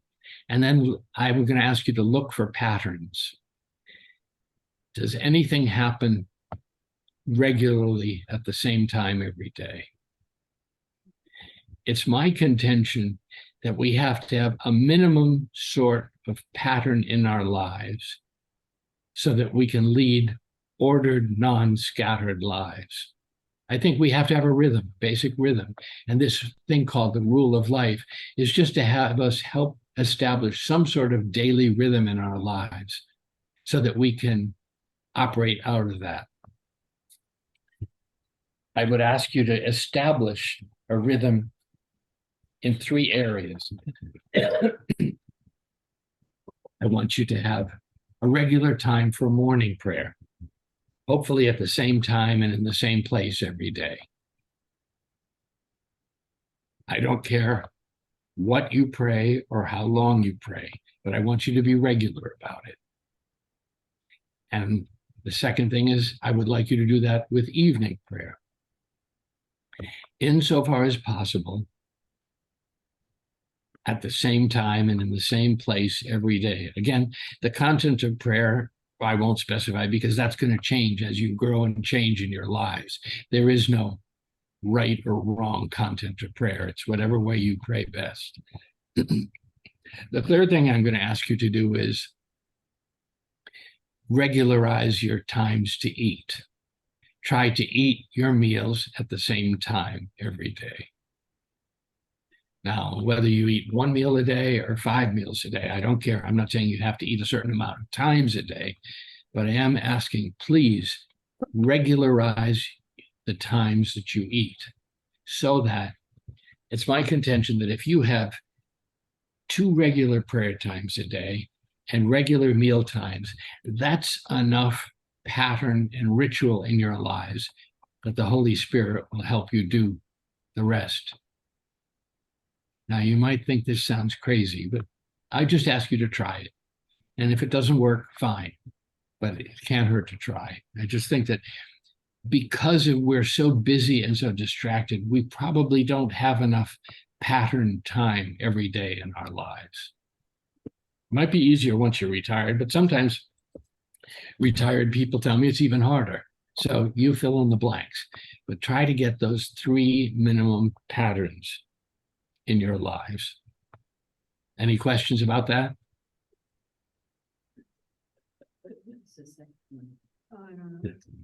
Does it sound doable? I had an Episcopal priest say to me, it's eminently doable, and I agree with the theory, but she said, for the last 15 years, I still haven't done it. So Morning prayer, evening prayer meals. Yeah. Okay. But, that I think is funny. 2 a.m. You're waking up at 3 a.m. Can you write down that? Yep, you change the form to fit the need. It's not that the form is ruling over function. Well, yeah, I've been back there. And then when I come back, Just my point is that we are part of nature and we have to have certain rhythms in our lives. And because we have electric lights and air conditioning and televisions, we sort of ignore what used to be basic rhythms of life. And I think if we get back to at least that minimum, it will make life easier. Anybody questions or anything else about anything I've talked about today? And we're going to leave you in a minute, so it's now or never. I'm going to bring something up. This is Lee at St. Mark's, and our communities are each of us are susceptible to the culture, the chaos, all of that. And I notice more and more that our community even is, I think people need practice. I need practice being present. And I don't think people know how to do that. I think that's a real physical skill. And it's not just mental, it's coming out of the mental for me. And the reason I'm just bringing this up is because sometimes in our circle of care, we have presenters who are continuing to help us study and learn, but they can be so full of information, so in such a hurry to deliver as much information as possible to us that it's frustrating. Did I cram too much down your throats today? I really appreciate the pace of your voice. It's very helpful. But I just think I'm just kind of raising a red flag because it's really hard to get away from all the information people think we need to have.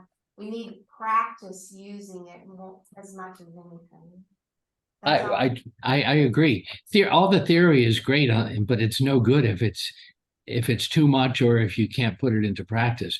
This little exercise of rule of life is supposed to help you get a handle on your schedule so that you can say no when you need to say no and say yes when you need to say yes. And that means too much information too in any given session.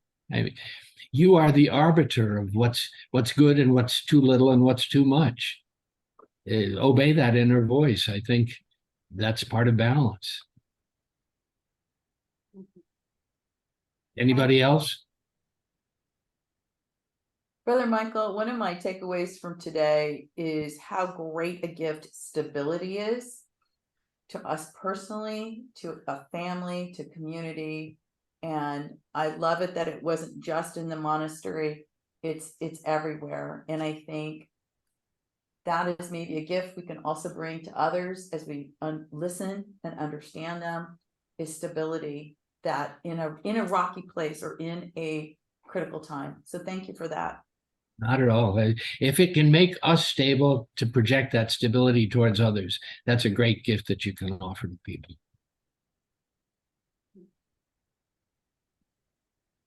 Tricia, you want the last word? Put me in my place. I think we have a comment here at St. George. Sorry. Sure. I wasn't going to say anything, Michael, about staying where you are in your church. Because I've been a Christian evangelical for 50, 60, 70 years. And that's the truth. And then this last 6 or 7 years, I just came undone in the Christian evangelical fundamental church I was in. And so I went to the pastor and I told him that I've got to leave. And for all the reasons that you all would know, homosexuality, abortion, everything, President Trump, everything. And so he said, I don't care about President Trump, but I sure care about the others, and I'm really worried about your soul. I am concerned about your soul. And so I said, well, I'll see you in heaven. I did. I told him. I said, I'm 80, I'm gonna get there before you. I'll see you in heaven, you know, and I'll greet you then. And then I had to come to the Episcopal Church. I said, God, where am I going? Where am I going? And he led me to an inclusive type of church. And he said, this is it, Pat. You're not going anywhere else. This is it. And I said, I agree. Thank you. So there you go. Well, maybe enough people weren't listening to you along the way, and that was part of the problem. Well, you can't talk to them. No, you can't. You can't reason with, you can't. No, talk. but also this is a good lesson for all of us that there are times where we grow and change and have to make changes. And there's nothing wrong with that. Right. I just think that we can, in a peak, make changes too fast and in knee-jerk reaction. And that's what I'm trying to warn us against. Well, this was no Took knee jerk. took you 50 years, so. Yeah, right. I left a lot of people. Yeah, right. No, it wasn't. Well, good for you. Obviously, that was what needed to happen. Yeah. But again, that takes a lot of hard work, and It was good for very- you. And that's obedience, listening to God and finding where he wants you to go. Yeah. That's another one of those vows, is to listen. The obedience piece.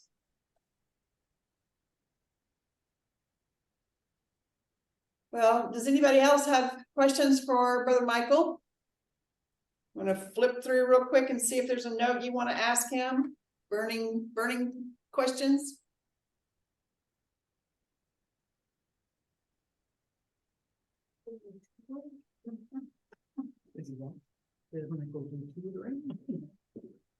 Can my black book be gray? It can even be pink and rainbow striped. Could be a spreadsheet. Or a bunch of paper from. Well, folks, thank you for allowing me into your hearts and space today. It's been a great joy. And Tricia knows how to get a hold of me if anything comes up where you need to process anything else. But good luck on your course. I hope it changes your hearts and minds and that you become a presence in the world for another Christ in their midst. God bless you all. Thank Thank you. you. You too. Amen. Thanks, folks. Take care. Have a good rest of day. Thank you. Thank you so much. So you guys, let's take a 7-minute break and come back. It should be approximately 11:30. And we'll finish up. You're on a timer, or you want me to just come back here?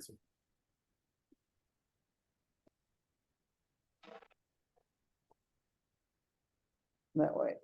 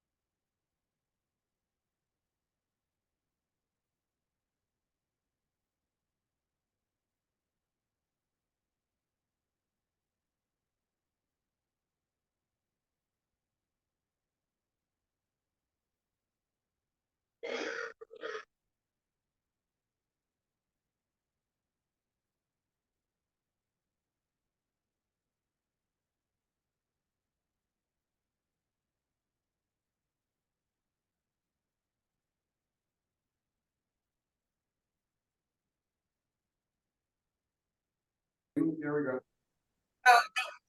No recording, Andy. Right. But he is, and so I think everybody's, I hope, on their way back. Yeah, I was getting I was getting my phone to check the time, but it cuts you off and brings you back automatically. So, anybody want to share anything very quickly? We have someone here. I'm gonna use the schedule. Put in my new schedule for pray and, breakfast, lunch, dinner. So I'm gonna try to put that in, and the other stuff I'm not gonna put in yet, like he said. But that will, I think, really, really help me. So I've been reflecting on how I'm wasting my time. So now my new schedule, I'm gonna put in like, okay, what time am I gonna pray? What time am I gonna, breakfast and so forth. So I think, not to discourage you, Kathy, but I think what he wants you to do is put in your schedule that you currently have. And so that you can see patterns, because you may have some patterns that are very good, established patterns, but you may not. And so he wants us to look at and then take an analysis after a few days and see what those patterns show us. So, and then have some reflection time on how to make those commitments where we need them. One important thing is you will fail. Yeah. You will fail. You are human. That's a given. It's not, and there is no right thing. There's no right schedule. So I will email you a PDF form that can be printed on 11 by 17 piece of paper to make it easier. If you have access to like your church copier, they usually have big copiers. Make one copy and use that. When we do the big. So thank you for your time today. The homework for this today is, does anybody have questions about what Brother Michael asked us? I was just gonna say, you will fail, and Saint Benedict is full of admonitions to begin again. Yeah. Begin again Totally. as many times as you That's need the to last begin chapter. again. It's okay. And it's a tool for you. It's not for anybody else. So if you fail, it's okay. It'll tell you something. Pam, do you want to tell us about what's coming up? We have next week off because it is a holiday, Labor Day. So we'll meet back together on September 9th. And the speaker will be the St. George priest, Father Ram. I'm looking forward to that. He's also a good speaker and a charming presence. So you need to have 36 through 73 read of the rule. Work on your chart. And remember that Pam, yes. It's chapter 3 through 35. Oh, I'm sorry. 3 through 35, yes. Yes. Oh, I had another thing in my head and it's gone now. Rhonda, what am I leaving out? Read the rule every day. Yes, read the rule every day for the day. For the day that today is. Any questions about homework or what's coming up? Yeah. When we read the rule, do we go into this book? Yeah. And then find, because I see there's different dates. Yeah, you find, but you just find the date that, like today's the 26th, August 26th. So you're gonna go to August 26th. There, and then put your bookmark there. And the next tomorrow you're gonna read the 27th. Great. Yeah, it's So we're just, gonna it's do just that sequential all through, forever, no, I mean for homework. every day. Okay. You For- just go for to the, 1 week, I mean, we're gonna read the rule every day until you come back here. And so you will come back. in okay, 2 here's the deal, weeks. here's the deal. When you We'll be get, done. when you get to the, and you're never done. Oh, When you get to the end of the book, which is August 31st, you go back to the beginning right, and you read it again. all right, You're never done. until we come back in. You're never I think done we just for the keep- rest of your life. That's why there's 3 dates on every chapter. Right. And once you get to the date of today, then you just turn the page to go to the next day. Well, having said that, were we supposed to have done that last week? Yes, ma'am. We're supposed to. Okay. Last It's a week. lot of stuff. Begin again. It's a lot of stuff. Okay. Any other questions or comments about that? This might sound silly, so I understand we're looking at the middle date until the end of the book. When we go back to the beginning of the book, It'll be September 1st. It'll be the third day. Each date is only. okay, so we go to the third date. That's because that's where September The 1st last- is. Because we're the last quarter of the year, or last third of the year. Yeah. Got it. Thank you. So at the same time, we're powering through Right. chapters 30 through 35, correct? Right.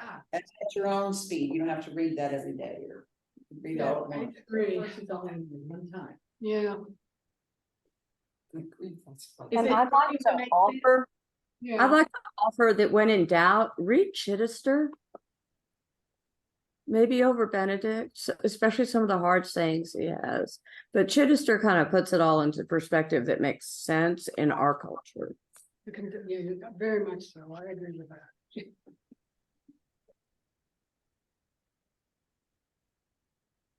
Okay, I need volunteers for our next gathering to do the opening worship and the rule and the closing worship. And that would be on September the 9th, when we'll gather again. Does anybody want to volunteer for something right now? Opening worship?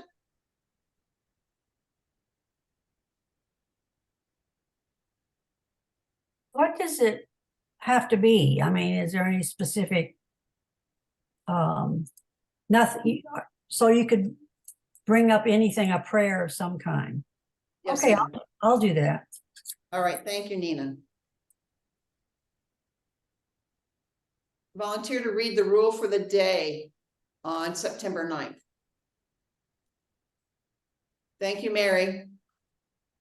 Welcome. Oh, very. And closing prayer, worship.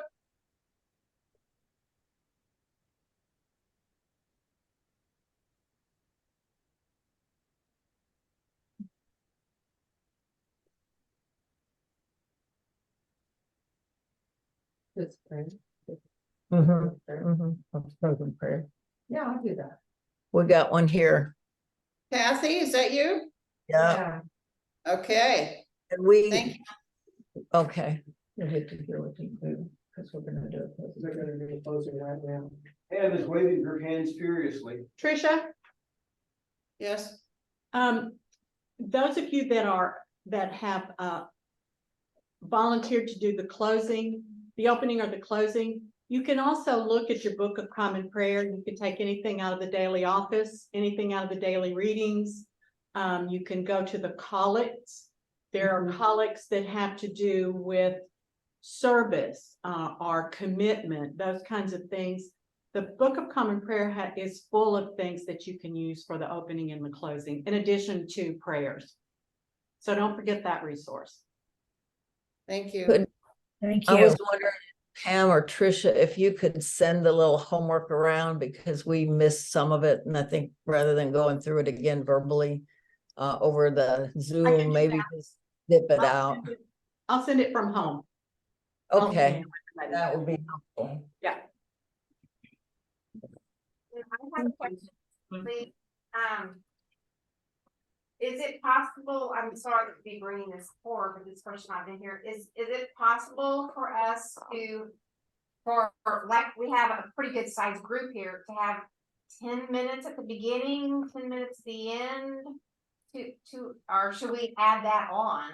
I don't know if I wanna ask them to do that, but just so that we can talk here about some basic housekeeping. Or not, we just wait till we go on. We will try to work that in. We Okay. do want to have more breakout sessions. It just kind of depends on the module and what we're doing. So if you need some housekeeping time, we'll try to work that in. Thank you. Okay.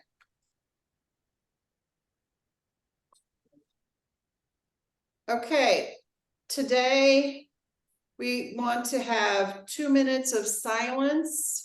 And this is a time for us to do our silent personal prayers, but if you have prayer requests, you can put them in chat and we'll all see them. Andy, if you could open that up and we will all see that. And then after that, then Jody, will you set a timer for 2 minutes? So we'll set a timer for 2 minutes, and then when you hear that it go off, I hope you can hear it.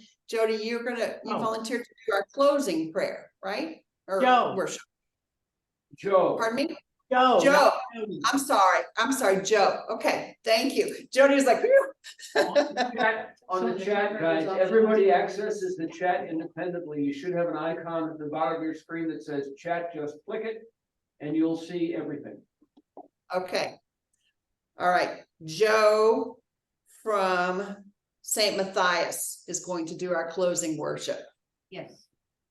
All right. Please take a moment and center yourselves, and if you have prayer requests, put them in the chat. Let's start.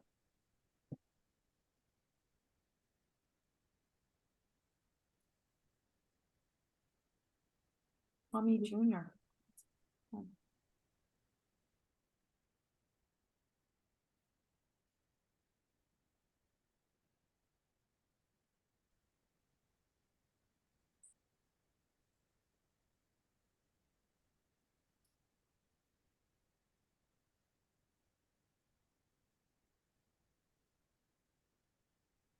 I have a request too. Could you put in Elizabeth, who's being held captive in Iraq?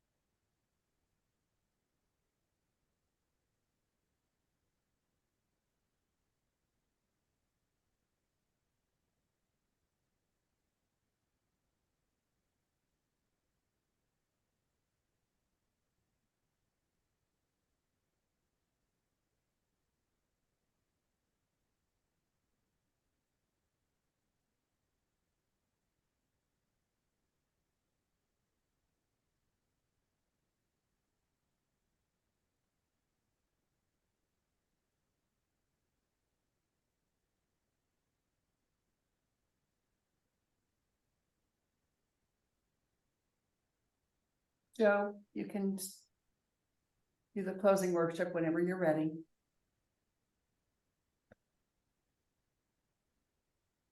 The closing prayer is from Psalm 63. O God, you are my God. Eagerly I seek you. My soul thirsts for you. My flesh faints for you, as in a barren and dry land where there is no water. Therefore I have gazed upon you in your holy place, that I might hold your power in your glory. For your loving kindness is better than life itself. My lips shall give you praise. So I will bless you as long as I live and lift up my hands in your name. My soul is content with marrow and fatness, and my mouth praises you with joyful lips.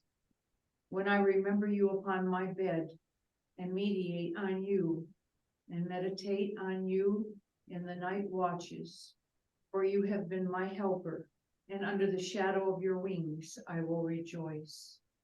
My soul clings to you, your right hand holds me fast. May those who seek my life to destroy it go down in the depths of the earth. Let them fall upon the edge of the word, and let them be food for jackals. But the king will rejoice in God. All those who swear by him will be glad, for the mouth of those who speak lies will be stopped. The word of the Lord. Amen. Thank you very much, Joe. Welcome. All right. Well, thank you all very much. You all have a blessed day, and we will see you. Have a great Labor Day weekend. Don't labor too hard. Take some of that holy leisure and aimless leisure. And we'll see you back on September the 9th. Thank you. Thank you. Everybody for the whole weekend. Okay, so I want to take just a few more minutes because I would like to get. Fine, I'll just recommend you put your names in your books and your notebooks, because I all of it. Thanks again. Can we help you clean up